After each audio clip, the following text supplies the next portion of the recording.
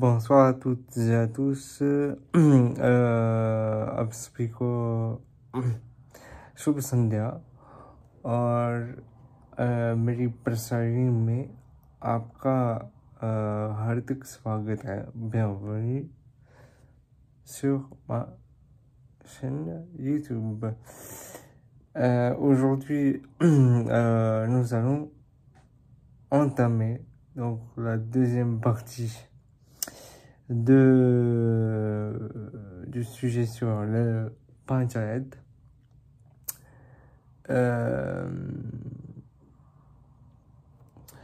Qui donc je le rappelle était un élément clé de la gouvernance locale dans l'Inde ancienne. Cette fois donc nous allons nous y intéresser, mais sous un angle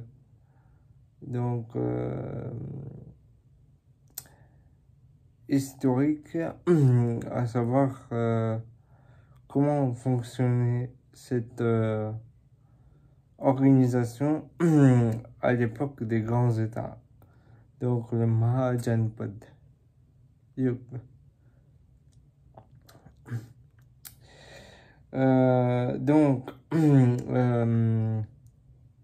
Faut savoir tout d'abord que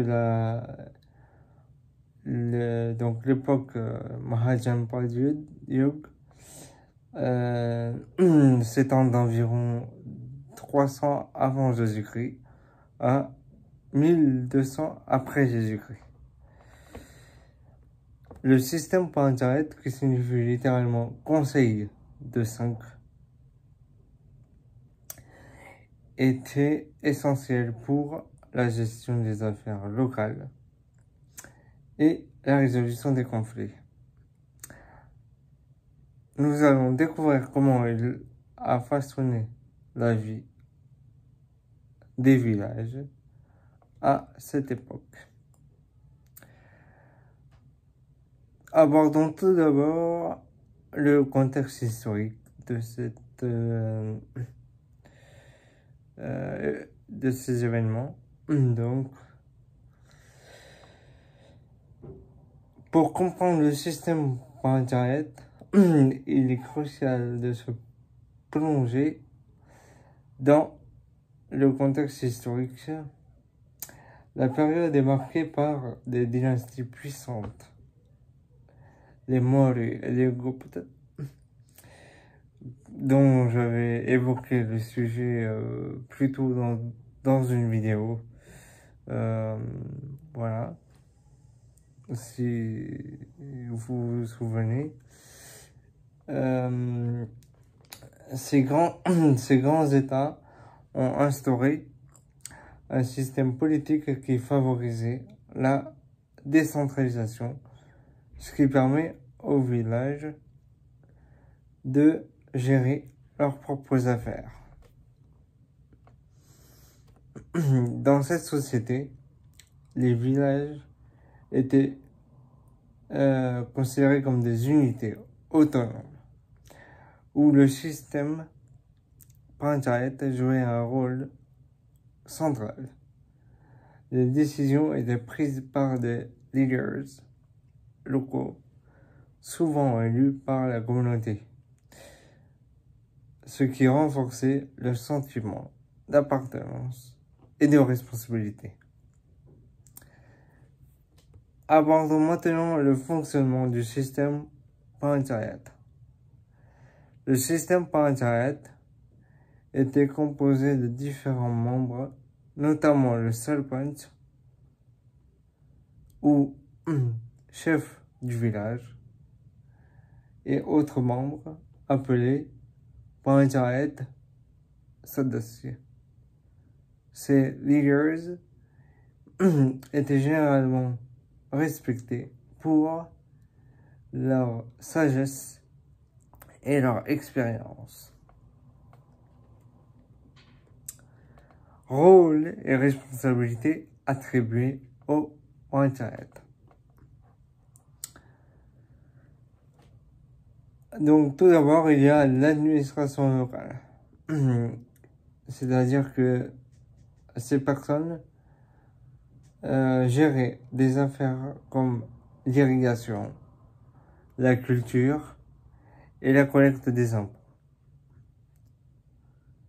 En deuxième plan, ce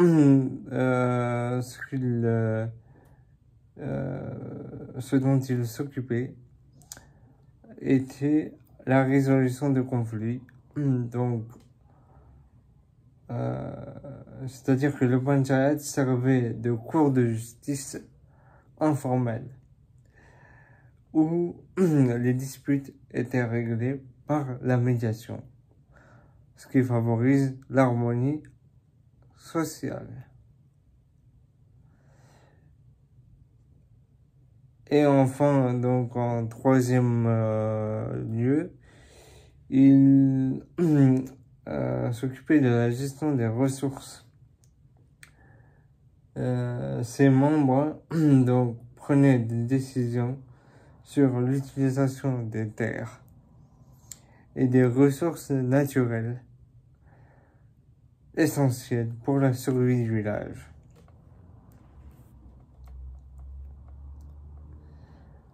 Avantage du système panchayat. Le système panchayat offrait de nombreux avantages, comme la participation communautaire, c'est-à-dire que les villageois avaient leur mot à dire sur la gouvernance, ce qui renforçait la démocratie locale. Ensuite, il y a donc l'adaptabilité, c'est-à-dire que chaque panchayat était adapté aux besoins spécifiques de son village, ce qui permet une gestion efficace. Et troisième avantage, c'est-à-dire qu'il y a une stabilité sociale. En résolvant les conflits localement, le panchayat contribuait à la paix et à la cohésion dans la communauté. Donc, voilà. Et les individus, donc, à cette époque, avaient, concernant le panchayat, des libertés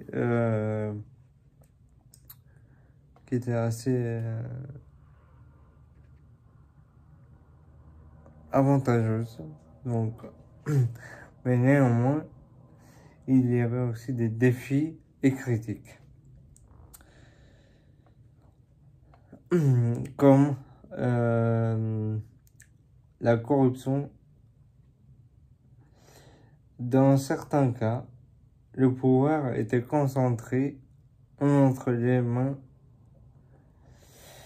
de quelques élites, ce qui pouvait mener à des abus.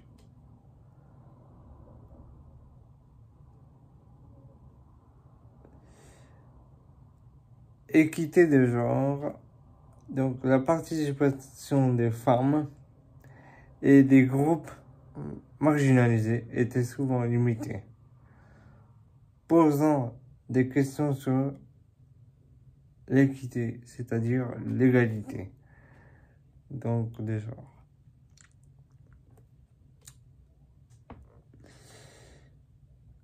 Pour conclure, donc j'aimerais dire que le système panchayat a joué un rôle fondamental dans la gouvernance locale de l'Inde ancienne. Son héritage perdure aujourd'hui encore, ce qui influence les structures de gouvernance moderne. Il est essentiel de préserver et de renforcer les systèmes de participation locale pour favoriser une démocratie solide et inclusive.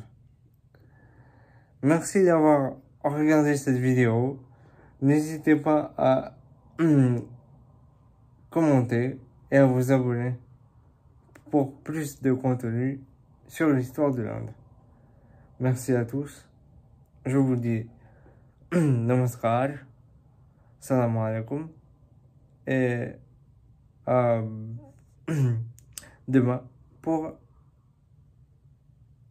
la partie suivante de ce sujet fascinant.